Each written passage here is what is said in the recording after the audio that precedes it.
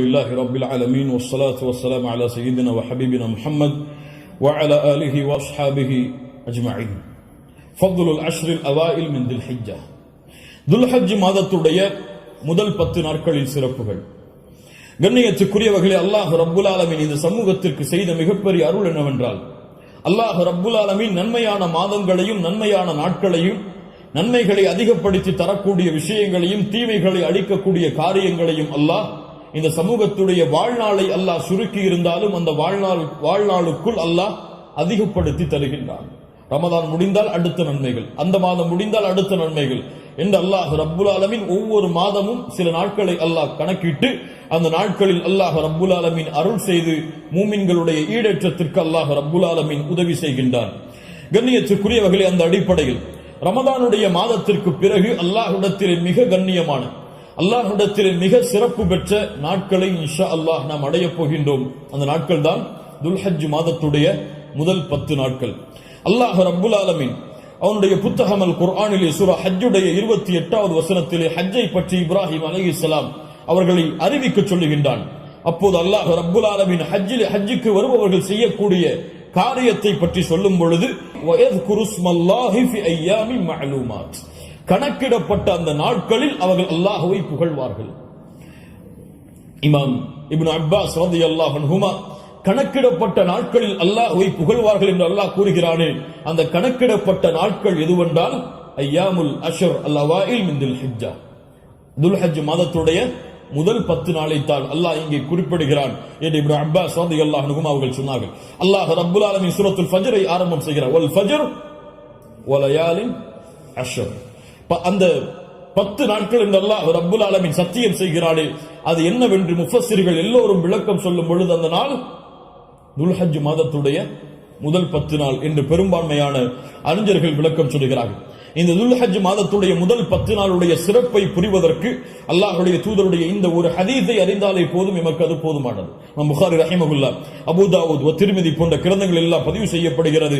இப்னு Abbas ரலியல்லாஹு அன்ஹு அவர்கள் கூறுவதாக, அல்லாஹ்வுடைய தூதர் ஸல்லல்லாஹு அலைஹி வஸல்லம் சொன்னார்கள், மா மின் அய்யாமின் அல் அமலு ஸாலிஹு ஃபீஹா அஹப்பு இலல்லாஹ் மின் ஹாதிஹில் அய்யாம், யானி அய்யாமுல் அஷ்ர். அல்லாஹு அக்பர். அல்லாஹ்விடத்திலே நல்ல அமல்கள் செய்வதற்கு மிக விருப்பமான நாட்கள் இந்த ஐயாமுல் அஷ்ர், துல்ஹஜ் மாதத்துடைய முதல் 10 நாட்களை போன்று வேறு எந்த நாளும் கிடையாது. ரமதானுடைய இறுதி இரவுகள் அல்லாஹ்விடத்திலே மிக உயர்ந்தது. அல்லாஹ்விடத்திலே மிக உயர்ந்த 10 நாட்கள் துல்ஹஜ் மாதத்துடைய 10 நாட்கள் தான். ரமதானுடைய இறுதி 10 இரவுகள் அல்லாஹ்விடத்திலே மிக உயர்ந்த அந்தஸ்துடையது. அதைவிட ரமதானுடைய மாதத்திற்கு பிறகு துல்ஹஜ் மாதத்துடைய முதல் 10 நாட்கள் அல்லாஹ்விடத்திலே மிக உயர்ந்தது. இந்த ஹதீஸை சொன்னவுடன் சஹாபாக்கள் கேட்டார்கள், வலல் ஜிஹாது ஃபீ சபீலில்லாஹ், அல்லாஹ்வுடைய பாதையில் போராடுவதை விடவும் இந்த நாளிலே செய்யக்கூடிய அமல்கள் மிக உயர்ந்ததா? அல்லாஹ்வுடைய தூதர் ஸல்லல்லாஹு அலைஹி வஸல்லம் சொன்னார்கள், ஆம், வலல் ஜிஹாது ஃபீ சபீலில்லாஹ், அல்லாஹ்வுடைய பாதையில் போராடுவதை விடவும் இந்த நாளுடைய சிறப்பு மிக உயர்ந்தது. ஆனால் இல்லா ரஜுலுன் خرج بنفسه وماله فلم يرجع من ذلك بشيء, 2 அமல்களை தவிர அல்லாஹ்வுடைய பாதையில் ஒருவன் போராடுகிறான், அந்த போராட்டத்தில் தன்னுடைய செல்வம் அனைத்தையும் அழிக்கிறான், தன்னையும் அழித்துக் கொள்கிறான், இந்த 2 அமல்களை தவிர. இந்த 2 அமல்களுக்கு எதுவும் ஈடாகாது.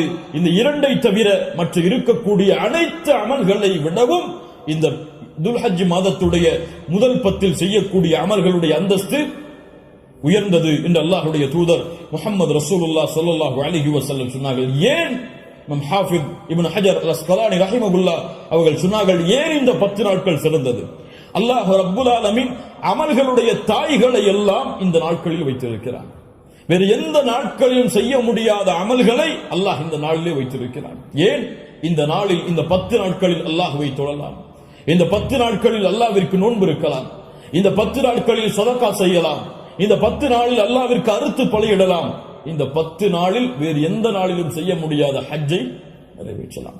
எல்லா அமல்களும் ஒன்று சேரக்கூடிய நாட்களாக இந்த 10 நாட்கள் இருப்பதால் அல்லாஹ்விடத்திலே அல்லாஹ்வுடைய கணக்கீட்டுடைய நாட்களில் இந்த நாட்களை போன்ற அந்தஸ்துடைய நாட்கள் கிடையாது என்று இமாம் ஹாஃபிஸ் இப்னு ஹஜர் அஸ்கலானி ரஹிமஹுல்லாஹ் அவர்கள் சொன்னார்கள்.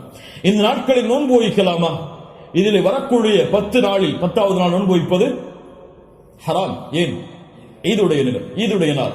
இந்த 10வது நாளை தவிர வரக்கூடிய 9 நாளும் நோன்பு வைப்பது சுன்னாவா? முஸ்லிம் ரஹிமஹுல்லா இல்மை தேடக்கூடிய மாணவர்கள் என்பதால் இந்த விளக்கங்களை கொடுக்கிறேன். முஸ்லிம் ரஹிமஹுல்லா அவர்கள் சொன்னார்கள், ஆயிஷா ரலியல்லாஹு அன்ஹா அவர்கள் கூறுவதாக, மா ரஅய்து ரசூலுல்லாஹி ஸல்லல்லாஹு அலைஹி வஸல்லம் ஸாயிமன் ஃபில் அஷ்ர் கத்து. கொஞ்சம் குழப்பமா இருக்கும், புரிய முயற்சிங்க. அல்லாஹ்வுடைய தூதர் துல்ஹஜ் மாதத்துடைய முதல் 10 நாட்களும் ஒருபோதும் நோன்பு வைத்ததில்லை. யாருடைய அறிவிப்பு? ஹஃப்ஸா ரலியல்லாஹு அன்ஹா யார்? அல்லாஹ்வுடைய தூதருடைய மனைவிதான். நஸை போன்ற கிரந்தங்களில் சஹீஹான அறிவிப்பாக பதிவு செய்யப்படுகிறது, லம் யத ரசூலுல்லாஹி ஸல்லல்லாஹு அலைஹி வஸல்லம் ஸியாம திஸ்இல் ஹிஜ்ஜா. அல்லாஹ்வுடைய தூதர் ஸல்லல்லாஹு அலைஹி வஸல்லம் துல்ஹஜ் மாதத்துடைய முதல் 9 நாளும் எப்போதும் நோன்பை விட்டதில்லை. ஒரு ஹதீஸ் என்ன சொல்கிறது? இப்ப இரண்டுக்கும் முரண்பாடு வருகிறது. இரண்டையும் மறுத்து விடலாமா? இப்போ உலமாக்கள் இரண்டையும் எப்படி சேர்த்து புரிவது என்பதை சொல்லுகிறார். இதான் ஃபஹ்மு ஃபில் இல்ம், இல்மை புரிந்து கொள்வதுடைய அடிப்படை. எப்படி இரண்டையும் சேர்த்து பார்ப்பது? ஆயிஷா ரலியல்லாஹு அன்ஹா என்ன சொல்கிறார்கள்? முதல் இரண்டு அடிப்படைகள் புரிவது. முதல் அடிப்படை, ஆயிஷா ரலியல்லாஹு அன்ஹா என்ன சொல்கிறார்கள்? அல்லாஹ்வுடைய தூதர் 10 நாளும் துல்ஹஜ் மாதத்திலே நோன்பு வைத்ததில்லை. ஏன் 10 நாளும் ஒருவரால் நோன்பு வைக்க முடியாது? ஏன்? 10வது நாளில் ஈத் வருகிறது. அதனால் அல்லாஹ்வுடைய தூதர் 10 நாளும் என்று சேர்த்து சொல்கிறார்களே தவிர முதல் 9 நோன்பு வைக்கவில்லை என்று ஆயிஷா ரலியல்லாஹு அன்ஹா சொல்லவில்லை. 10 நாளும் சேர்த்து நோன்பு வைக்கவில்லை என்று ஆயிஷா ரலியல்லாஹு அன்ஹா சொல்கிறார்கள் என்று புரிந்தால் இது சிறந்தது. அப்படியும் இல்லை என்றால் ஹதீஸ் கலையிலே ஒரு சட்டம் இருக்கிறது, கவுலுல் முஸ்பித் முகத்தமுன் அலா கவுலின் நஃபி. மறுக்கக்கூடியவருடைய சொல்லை விட உறுதிப்படுத்தக்கூடியவருடைய சொல்லுக்கு பலம் அதிகம். மறுப்பவர் மறதியில் மறுக்கலாம், ஆனால் உறுதிப்படுத்துபவர் மறதியிலோ அல்லது இட்டுக்கட்டப்பட்ட நிலையிலோ உறுதிப்படுத்த மாட்டார். ஒன்று பார்க்காமல் இருக்கலாம், அல்லாஹ்வுடைய தூதருடைய வாழ்வில் அவர்கள் அதை பார்க்காமல் இருக்கலாம். அந்த நாளில் அல்லாஹ்வுடைய தூதர் ஆயிஷா ரலியல்லாஹு அன்ஹாவோடு இல்லாமல் இருந்திருக்கலாம். ஆனால் ஹஃப்ஸா ரலியல்லாஹு அன்ஹா உறுதிப்படுத்துகிறார்கள். உறுதிப்படுத்துபவர் மறதியில் உறுதிப்படுத்த முடியாது, உறுதிப்படுத்துபவர் பார்க்காமல் உறுதிப்படுத்த முடியாது. அதனால் இந்த சட்டத்தின் அடிப்படையிலும் அல்லாஹ்வுடைய தூதர் 9 நாள் நோன்பு வைத்தார்கள் என்ற ஹதீஸ் தான் உயர்ந்த தரமுடையது என்று ஹதீஸ் கலையுடைய அறிஞர்கள் விளக்கம் சொல்கிறார்கள். அதனால் சட்டம் என்னவென்றால் 9 நாளும் நோன்பு வைப்பது சுன்னத். யாருக்கு இயலுமோ யாருக்கு முடியுமோ அவர்கள் துல்ஹஜ் மாதத்துடைய முதல் 9 நாட்களும் நோன்பு வைப்பது சுன்னா, 10வது நாள் நோன்பு வைப்பது ஹராம். நோன்புடைய சிறப்புகளை பற்றி நமக்கு தெரியும். அல்லாஹ்வுடைய பாதையில் ஒருவர் அல்லாஹ்வுடைய முகத்தை நாடி ஒரு நாள் நோன்பு வைத்தால் பஅதல்லாஹு வஜ்ஹஹு அனின் நாரி 70 ஹரீஃபா. ஹரீஃபா என்றால் ஆம். அல்லாஹ்வுடைய தூதர் ஸல்லல்லாஹு அலைஹி வஸல்லம் சொன்னார்கள், அல்லாஹ்வுடைய பாதையில் அல்லாஹ்வுடைய முகத்தை நாடி ஒருவர் ஒரு நாள் நோன்பு வைத்தால் அல்லாஹ் ரப்புல் ஆலமீன் அவருடைய முகத்தை நரகத்தில் இருந்து 70 ஆண்டுகள் தூரமாக்குகிறார். அல்லாஹ் அக்பர். அல்லாஹ் ரப்புல் ஆலமீன் அந்த பாக்கியத்தை நமக்கு கொடுப்பானாக. அல்லாஹ்வுடைய தூதர் ஸல்லல்லாஹு அலைஹி வஸல்லம் துல்ஹஜ் மாதத்துடைய முதல் 10 நாட்களில் வரக்கூடிய யௌம் அரஃபா, அரஃபாவுடைய தினத்துடைய சிறப்பை பற்றி சொன்னார்கள். மா மின் யௌமின் அக்ஸர மின் அய்யுஅதிகல்லாஹு ஃபீஹி அப்தன் மினன் நார் மின் யௌமி அரஃபா. அல்லாஹ் ரப்புல் ஆலமீன் அதிகமான நரக விடுதலையை கொடுக்கக்கூடிய நாள் அது அரஃபாவுடைய நாள் தான். அரஃபாவுடைய நாளில் அல்லாஹ் முதல் வானத்திற்கு வருகிறான். எப்படி வருகிறான்?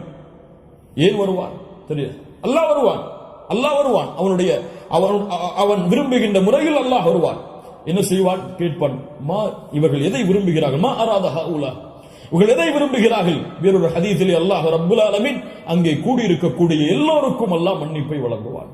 அல்லாஹ் ரப்புல் ஆலமீன் அப்படிப்பட்ட மன்னிப்பாளர்களாக ஹஜ் செய்த நம்முடைய முஸ்லிம்களையும் மூமின்களையும் அல்லாஹ் ஆக்குவானாக.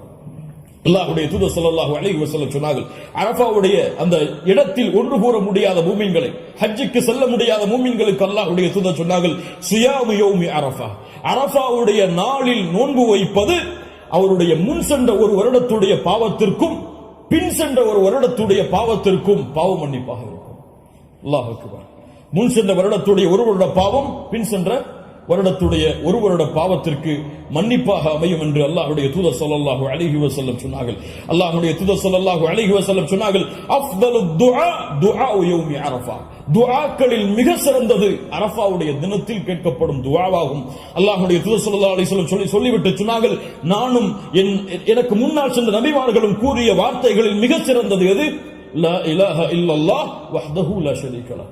லா இலாஹ இல்லல்லாஹ் வஹ்தஹு லா ஷரீக லஹ். இதுதான் மிகச் சிறந்தது அரஃபாவுடைய தினத்தில் கேட்கப்படக்கூடிய துஆ. கண்ணியத்துக்குரியவர்களே, இந்த 10 நாட்களில் அதிகமான அமல் செய்யக்கூடிய மூமின்களாக இருப்போம்.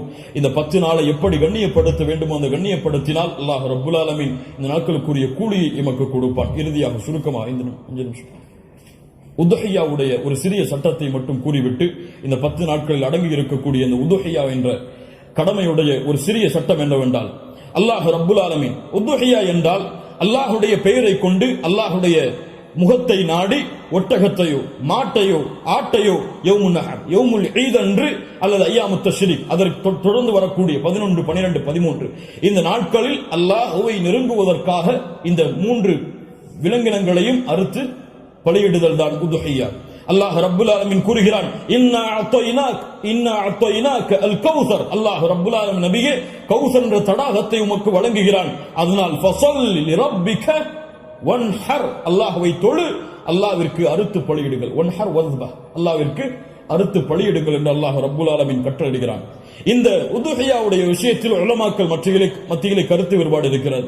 சில உலமாக்கள் சொல்கிறார்கள், உதுஹியா என்பது வாஜிப், அதை விட்டால் பாவம். உதுஹியா வாஜிப், அது விட்டால் பாவம். ஆனால் ஜும்ஹூர் அஹ்லுல் இல்ம் உலமாக்களுடைய ஒட்டுமொத்த கூட்டத்துடைய கருத்து என்னவென்றால், பெரும்பான்மையான உலமாக்களுடைய கூட்டத்துடைய கருத்து என்னவென்றால், உதுஹியா சுன்னah, விட்டால் மக்ரூஹ், விட்டால் வெறுக்கத்தக்கது. அல்லாஹ்வுடைய தூதர் தங்களுடைய இறுதி 10 ஆண்டுகளில் ஒருபோதும் உதுஹியாவை தாங்கள் கரத்தால் அறுப்பதை விடவில்லை. இது சுன்னah, ஆனால் விட்டால் பெரும்பாவம் கிடையாது, வெறுக்கத்தக்கது. கண்ணியத்துக்குரியவர்களை யாருக்கு அல்லாஹ் வசதி செய்திருக்கிறானோ அவர்கள் எவ்வளவு விலங்கின அந்த ஆடுகளையோ மாடுகளையோ ஒட்டகங்களையோ அறுத்து பலியிட முடியுமோ அவர்கள் அறுத்து பலியிடலாம். ஒருவருக்கு ஒரு ஆடுதான். ஒரு மாட்டை ஒருவர் முழுவதாக அறுப்பதற்கு அவருக்கு செல்வம் இருந்தால், வசதி இருந்தால் அறுக்கலாம். அல்லது அந்த மாட்டை 7 பேர் பங்கு கொள்ளலாம். ஒட்டகமாக இருந்தால் அவர்களும் அதில் 7 பேர் பங்கு கொள்ளலாம். இப்படி ஒரு ஆட்டை ஒருவர், மாடை 7 பங்காக வைக்கலாம், ஒட்டகத்தை 7 பங்காக வைக்கலாம். அல்லது ஒட்டகம் முழுவதையும் ஒருவர் கொடுக்கலாம், மாடு முழுவதையும் ஒருவர் கொடுக்கலாம். 2 ஆடுகள் 3 ஆடுகள் என்று ஏழைகளுடைய கஷ்டங்களை நீக்க அல்லாஹ்வுடைய முகத்தை நாடுபவர்கள் எவ்வளவு அல்லாஹ் அவர்களுக்கு செல்வத்தை விசாலப்படுத்தி இருக்கிறாரோ அவ்வளவு அவர்களும் விசாலப்படுத்தலாம். அந்த விலங்கினங்களுடைய சட்டம் என்ன? ஆடாக இருந்தால் 1 வருடம் பூர்த்தியாக இருக்க வேண்டும், 2வது வருடத்தில் நுழைந்திருக்க வேண்டும். மாடாக இருந்தால் 2 வருடங்கள் பூர்த்தியாக இருக்க வேண்டும், 3வது வருடத்தில் அது நுழைந்திருக்க வேண்டும். ஒட்டகமாக இருந்தால் 5 வருடம் பூர்த்தியாக இருக்க வேண்டும், 6வது வருடத்தில் அது நுழைந்திருக்க வேண்டும். யாருக்கெல்லாம் ஒரு முழு குடும்பமாக ஒரே இடத்திலே ஒரே உணவை சாப்பிட்டு வசித்தால் அந்த முழு குடும்பத்திற்கும் ஒரு ஆடு போதுமானது, அல்லது முழு குடும்பத்திற்கும் ஒரு மாடு போதுமானது, அந்த முழு குடும்பத்திற்கும் ஒரு ஒட்டகம் போதுமானது. ஒரு குடும்பம் மொத்தமாக ஒரே இடத்திலே ஒரே உணவை சாப்பிட்டு இருந்தால், தனித்தனியாக வேறு வேறு உணவுகளை வைத்திருந்தால் அவர்கள் தனித்தனியாக உதுஹியாவை அவர்கள் கொடுக்க வேண்டும். கண்ணியத்துக்குரியவர்கள், இந்த முறையில் இந்த வணக்க வழிபாட்டை செய்வதற்கு அல்லாஹ் எமக்கு உதவி செய்வானாக. லை யனாலல்லாஹு லுஹுமுஹா வலா திமாஉஹா, இதனுடைய மாமிசங்களோ இரத்தங்களோ அல்லாஹ்வை சென்றடைவதல்ல. வலாக்கின் யனாலுஹு தக்வா மின்கும், உங்களுடைய உள்ளத்தில் இருக்கக்கூடிய தக்குவாதான் அல்லாஹ்விடத்திலே சென்றடைகிறது.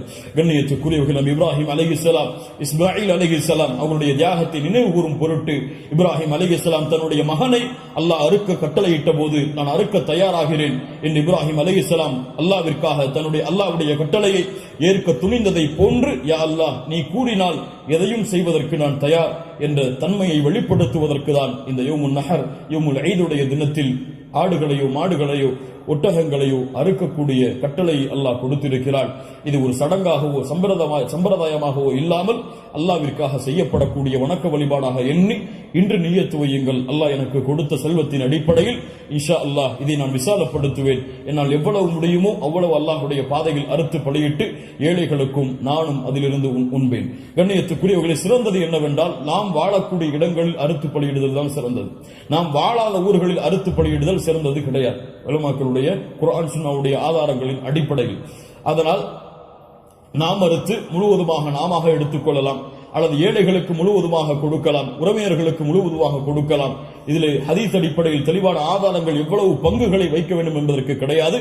ஆனால் 3 பங்காக வைத்து கொடுக்கப்பட வேண்டும் என்பது ஹதீஸ் கலையிலே ஹதீஸிலிருந்து இஜ்திஹாத் அதை ஆய்வு செய்து முடிவெடுத்த உலமாக்கள் இப்னு கையிம் போன்றவர்கள் 3 பங்காக அதை வைத்து பங்கிட வேண்டும் என்று விளக்கம் சொல்கிறார்கள்.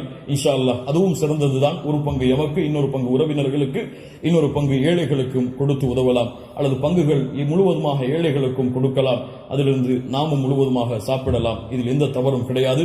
அல்லாஹ் ரப்புல் ஆலமீன் இன்னும் விளக்கங்கள் உங்களுக்கு தேவை இருந்தால் உலமாக்களை அணுகி அதை கேட்டுக்கொள்ளுங்கள். அல்லாஹ் ரப்புல் ஆலமீன் இந்த இறுதி 10 நாட்களை கண்ணியப்படுத்தக்கூடிய இந்த இறுதி 10 நாட்களில் அதிகமான அமல்களை செய்து அல்லாஹ்வுடைய பொருத்தத்தை பெறக்கூடிய நன்மக்களாக அல்லாஹ் ரப்புல் ஆலமீன் என்னையும் உங்களையும் ஆக்கி அருள்புரிவானாக. அஸ்ஸலாமு அலைக்கும் வரஹ்மத்துல்லாஹி வபரகாத்துஹு.